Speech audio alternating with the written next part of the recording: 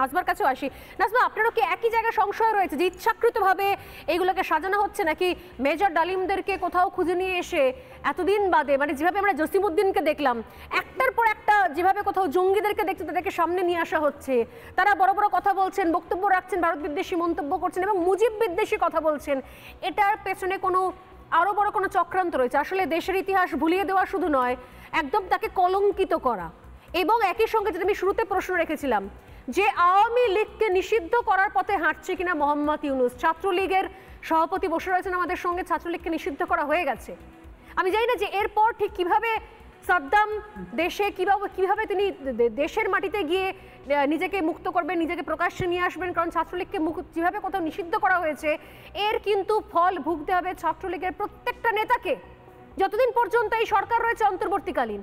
আওয়ামী লীগকেও কি নিষিদ্ধ করার পথে হাঁটছে ইউনূস, কি মনে হয় নাজমা?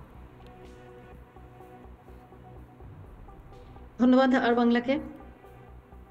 আমরা আসলে প্রথম থেকেই জানি আমাদের বঙ্গবন্ধু কন্যা মাননীয় প্রধানমন্ত্রী জননেত্রী শেখ হাসিনা প্রথম থেকেই বারবার বলেছেন এই আন্দোলন কোটা আন্দোলন নয়, এটি স্বাধীনতা বিরোধী জামাত শিবিরের আন্দোলন, এটি একটি দেশ বিরোধী রাষ্ট্রবিরোধী চক্রান্ত। এবং আজকে সমস্ত 18 কোটি জনগণের সামনে প্রকাশ্যে আসছে এরা স্বাধীনতা বিরোধী, এটা বঙ্গবন্ধু বিরোধী, এরা 70-এর 71-এর মুক্তিযুদ্ধের বিরোধী, বাঙালি চেতনার বিরোধী, আমাদের মহান মুক্তিযুদ্ধে 30 লক্ষ শহীদের বিরোধী। এরা আজকে নানানভাবে চক্রান্ত করছে বঙ্গবন্ধুকে কুলুষিত করার জন্য। ওরা জানে না বঙ্গবন্ধু সর্বকালের সর্বশ্রেষ্ঠ বাঙালি, সারা বিশ্বে তার ইতিহাস লেখা হয়ে গেছে। তারা যত চেষ্টাই করুক না কেন বঙ্গবন্ধুকে কুলুষিত করতে পারবে না। বঙ্গবন্ধুর কাছে পৌঁছানোর মতো লোকের যোগ্যতা ইউনূসের এই শুধু। আমি আপনাকে একটু বিরত করছি, আপনি বলছেন যে কলুষিত করা যাবে না, কিন্তু কলুষিত তো অলরেডি করা হয়ে গেছে, অলরেডি করা হচ্ছে, নতুন পাঠ্যপুস্তক তৈরি হচ্ছে। এরপরে নতুন প্রজন্মের কাছে নাজমা, নতুন প্রজন্মের কাছে তো মেজর ডালিমই হচ্ছে রোল মডেল হয়ে যাবে। যতদিন এই সরকার থাকবে ততদিনে আরো অনেকের ব্রেন ওয়াশ হয়ে যাবে। ব্রেন ওয়াশ একটু ভিন্ন কথা।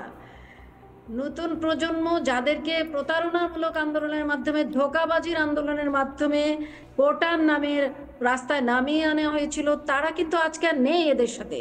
আস্তে আস্তে করে দেশবাসীর কাছে, নতুন প্রজন্মের কাছেও প্রকাশ্যে আস্তে আস্তে উন্মোচিত হচ্ছে তাদের রূপ।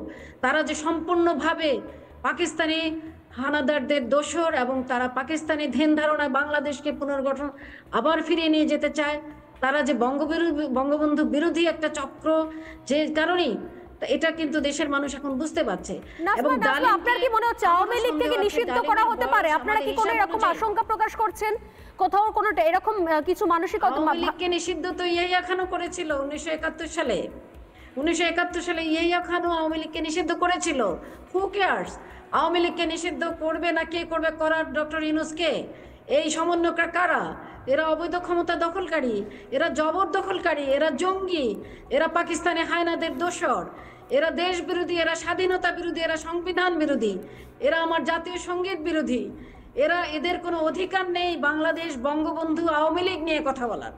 সুতরাং তাদের যে আদালত, আমি মনে করি তাদের আন্তর্জাতিক আদালত ট্রাইব্যুনাল, আমরা যেটা গঠন করেছিল আমাদের মাননীয় প্রধানমন্ত্রী জননেত্রী শেখ হাসিনা, সেটি করা হয়েছিল 1971 সালে মানবতা বিরোধী যুদ্ধাপরাধীদের বিচার করার জন্য। সেই মানবতা বিরোধী এদেশীয় দোসরদের বিচারের জন্য সেই আদালত নিয়ে আমাদের প্রশ্ন। সে আদালত আদৌ বৈধ বলে আমরা মনে করি না, সে আইন আদৌ বৈধ বলে আমরা মনে করি না, কারণ আমার এখানে প্রশ্ন আছে। আইনগুলি অবৈধ। নাজমা আপা, আওয়ামী লীগকে বৈধ, নাজমা আপা আপনার কাছে আমার প্রশ্ন আছে। আমরা এটা নিয়ে আদৌ চিন্তিত নই। আমার একটা আমরা জানি আওয়ামী লীগ বাংলাদেশের মানুষের হৃদয়ে। নাজমা আপা, আপনি একটু আমার কথাটা শুনুন। আমার স্পেসিফিক প্রশ্ন আছে যে 1975 সালে এই পরাজিত শক্তির কাছে, 71-এর পরাজিত শক্তির কাছে আপনারা হার মেরেছিলেন। এরপরে আবার এরশাদের সময় আপনারা হার মেরেছিলেন, আবার 2024 সালে এসে হার মানলেন। তাহলে এরকম কি বারবার আপনারা হার মানতে থাকবেন? আর তার মাসুল কি যেতে থাকবে বাংলাদেশের সাধারণ মানুষ, সাধারণ জনগণ, আওয়ামী লীগের সাধারণ সমর্থক কিংবা সনাতনীরা? মহানগর ছাত্রলীগের কর্মী ছিলাম, আমরা হার মানিনি। আমরা বারবার কেন আপনারা কেন ধরতে পারছেন না? আপনাদের ইন্টেলিজেন্স কেন ফেল করছে? আপনাদের ইন্টেলিজেন্স? নানা ধরনের কন্টেন্ট দেখার জন্য লাইক করুন, শেয়ার করুন আমাদের ফেসবুক পেজ, সাবস্ক্রাইব করুন আমাদের ইউটিউব চ্যানেল। পাশাপাশি অন্যান্য ব্রেকিং নিউজের জন্য অবশ্যই চোখ রাখুন রিপাবলিক বাংলায়।